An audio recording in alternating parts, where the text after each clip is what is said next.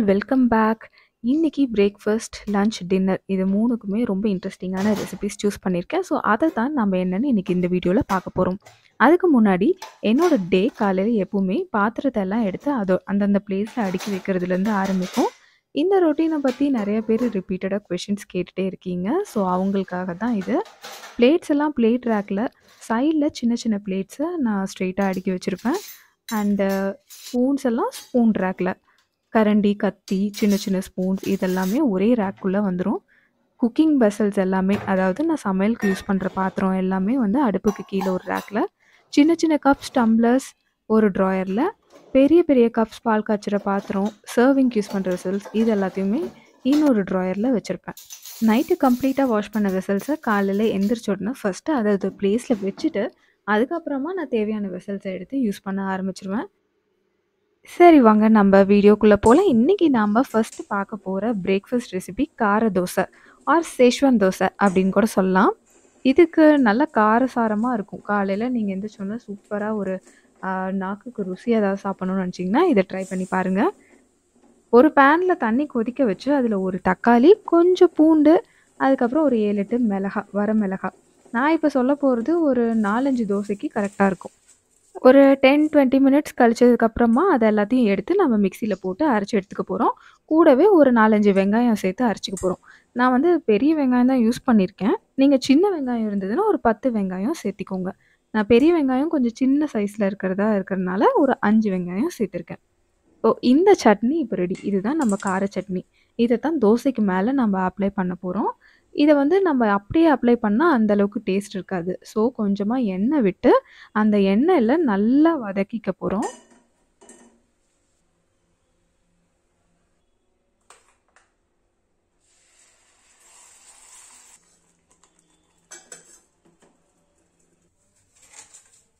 இந்த தோசைக்கு தேங்காய் சட்னி செம்ம சைட் டிஷ்ஷாக இருக்கும். ஸோ தேங்காய் வந்து நான் தோண்டி எடுத்துகிட்டு அந்த தோலை நான் எப்பவும் ரிமூவ் பண்ணிடுவேன். எனக்கு அந்த தோல் இருந்தால் சுத்தமாக பிடிக்காது. ஏன்னா சட்னியோட கலரே மாறிடும். ப்ளஸ் அதோட டேஸ்ட்டும் என்னமோ ஒரு மாதிரி தருன்னு இருக்க மாதிரி இருக்கும். நம்மளோட சட்னி கம்ப்ளீட்டாக ரெடி. ஊற்றிருந்த எண்ணெயெல்லாம் நல்லா இழுத்துட்டு சட்னி செம்ம சூப்பராக அந்த பீஸா சாஸ் பண்ணுவோம் இல்லையா, அந்த மாதிரி ரெடி ஆகிடுச்சு.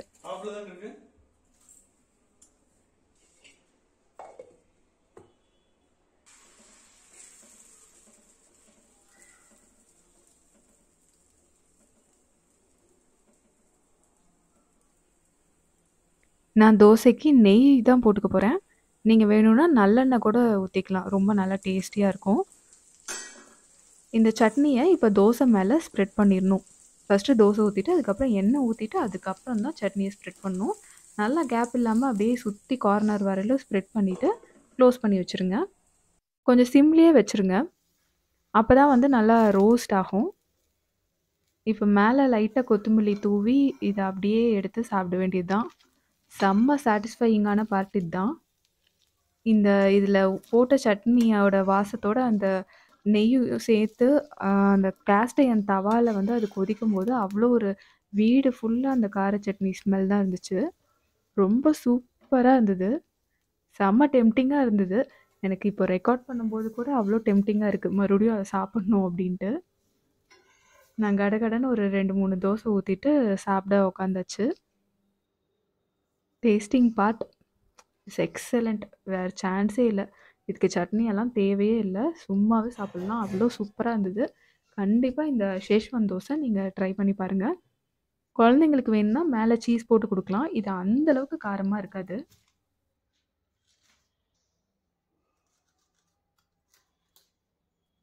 அடுத்தது லஞ்ச் ஒரு 12 o'clock மாதிரி நான் பண்ண ஆரம்பித்தேன். லஞ்சுக்கு ஒரு இன்ட்ரெஸ்டிங்கான ஒரு ரெசிபி என்னென்னு பார்த்தீங்கன்னா ஃபுல் காலிஃப்ளவர் ரோஸ்ட். இதுக்கு ஃபுல் காலிஃப்ளவரை ஃபஸ்ட்டு நல்லா கொதிக்கிற தண்ணியில் ஒரு 10 மினிட்ஸ் உப்பு போட்டு கொதிக்க வச்சிடணும். அப்போ தான் ஓரளவுக்கு அந்த பர்பாயில் ஆகும். நம்ம அதை அப்படியே ரோஸ்ட் பண்ணோம்னா அந்தளவுக்கு க்ரன்ச்சி ஆகாது, வேகாமல் தான் இருக்கும். ஸோ ஃபஸ்ட்டு நான் 20 மினிட்ஸ் டைமர் செட் பண்ணியிருக்கேன். ஃபஸ்ட்டு 10 மினிட்ஸ்க்கு நல்லா கொதிக்க விடணும் சுடு தண்ணியில். அதுக்கப்புறமா ஒரு 10 மினிட்ஸ் நான் ஸ்டீமில் வேக வைக்க போகிறேன். நீங்கள் வேணும்னா ஒரு 15 மினிட்ஸ்க்கு கண்டினியூஸாக தண்ணியில் கொதிக்க வச்சு எடுத்துக்கலாம்.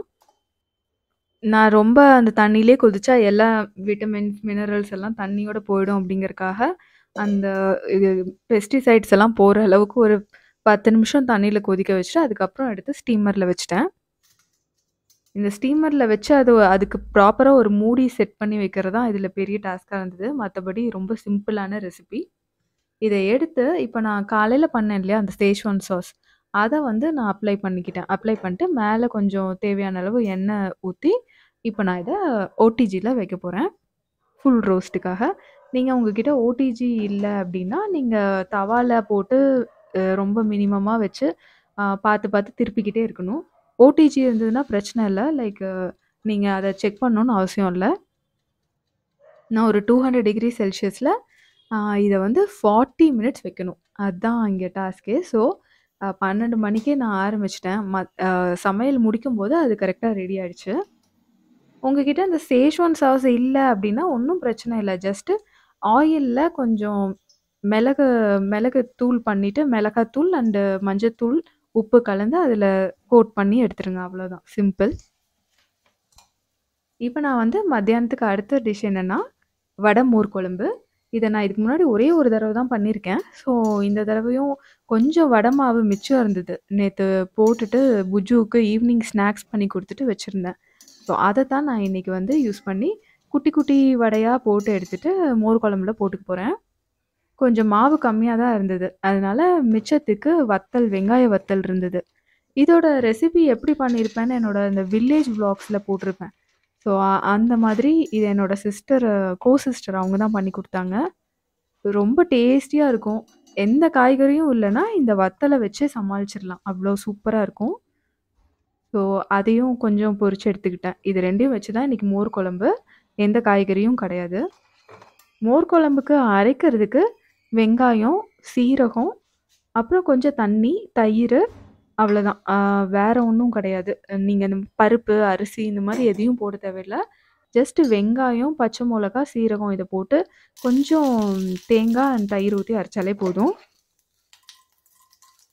தாளிக்கிறதெல்லாம் தாளிச்சுட்டு, அதுக்கப்புறம் கொஞ்சம் வெங்காயம், வரமிளகா, கருவேப்பிலை போட்டு நல்லா வதக்கி விட்டுட்டு, நம்ம அரைச்ச விழுத கொட்டி, நல்லா கொஞ்சம் மஞ்சத்தூள் போட்டு வதக்கி எடுத்துட்டோம்னா, நம்மளோட மோர் குழம்பு ரெடி. இது ரொம்ப நேரம் கொதிக்க வைக்கணும்னு அவசியம் இல்ல. ஜஸ்ட் ஒரு கொதி வந்தாலே போதும்.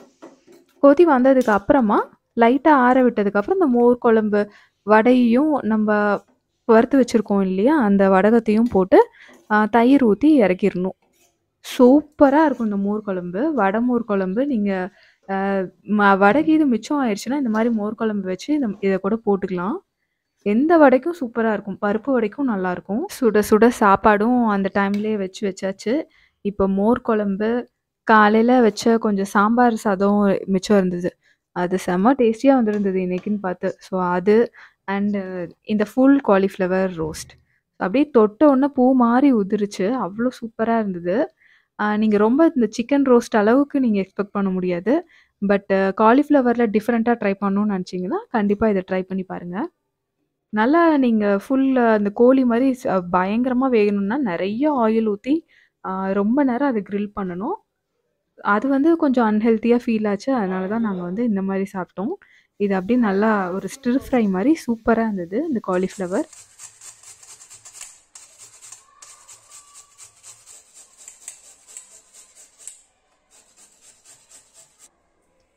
ஈவினிங் டீ குடிச்சு முடிச்சோன்னே, நம்மளோட டின்னர் ரெசிபிக்கு எல்லா ப்ரிப்பரேஷன்ஸையும் நான் ஆரம்பிச்சுட்டேன்.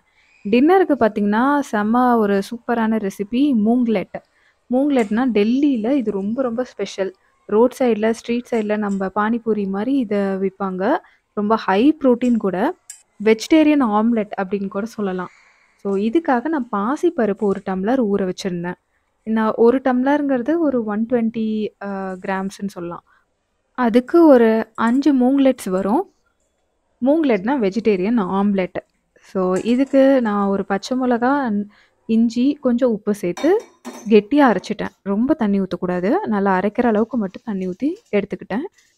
இது கூட கலக்கறதுக்கு கொஞ்சம் கேரட் துருவலையும், கொத்தமல்லியும் எடுத்து வச்சிருக்கேன். அத நம்ம கடைசியா இந்த மூங்லெட்ட நம்ம கல்லுல ஊத்துவோம் இல்லையா? அப்ப போட்டா போதும்.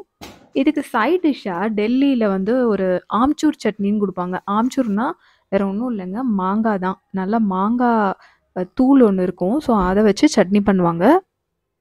இந்த ஆம்ச்சூர் சட்னிக்கு 2 ஸ்பூன் மாங்காய் தூள் கிடைக்கும் கடையில ரெடிமேடாவே. ஸோ அந்த ஆம்ச்சூர் தூள் வாங்கி அத 1 டம்ளர் தண்ணீல 1 டேபிள் ஸ்பூன் கலந்துக்கோங்க. கூடவே மிளகாத்தூள், மஞ்சள் தூள், கரம் மசாலா தூள், 1 ஸ்பூன் நாட்டு சர்க்கரை. இதெல்லாம் கலந்துட்டு நல்லா கொதிக்க வச்சீங்கன்னா, கொஞ்ச நேரத்தில திக்காயிரும். நல்லா புளிப்பும், இனிப்பும் கலந்து இந்த சட்னி செம்ம சூப்பரா இருக்கும். நீங்க எந்த சாட் பண்றனாலும் இத பண்ணி வச்சுக்கலாம். புளி சட்னிக்கு பதில். அது இந்த மூங்லெட் தோசைக்கு செம்ம சூப்பரா இருக்கும். இந்த தோசை நம்ம எப்போ ஊத்துறோமோ, அப்போ வந்து வெஜிடபிள்ஸ் எல்லாம் கலந்துட்டு, கொஞ்சமா ஒரு 1/4 ஸ்பூன் பேக்கிங் சோடா கலந்துக்கோங்க. அப்பதான் வந்து நல்லா ஃப்ளஃபியா வரும். இதுக்கு நான் நெய் தான் போட்டேன். ரொம்ப டேஸ்டியா வந்துச்சு. நீங்க வேணா பட்டர் கூட ஆட் பண்ணி பாருங்க. அத விட டேஸ்டியா இருக்கும்னு நெனைக்கிறேன். இந்த மாதிரி ஒரு ஹெல்த்தி கலெக்ஷன் ஆஃப் ரெசிபீஸோட இன்னொரு இன்ட்ரெஸ்டிங்கான வீடியோல நான் உங்கள மீட் பண்றேன். இந்த ரெசிபீஸ் எல்லாம் உங்களுக்கு பிடிச்சிருந்தா மறக்காம சேனல லைக் பண்ணுங்க, சப்ஸ்கிரைப் பண்ணுங்க. Thank you friends. பாய்.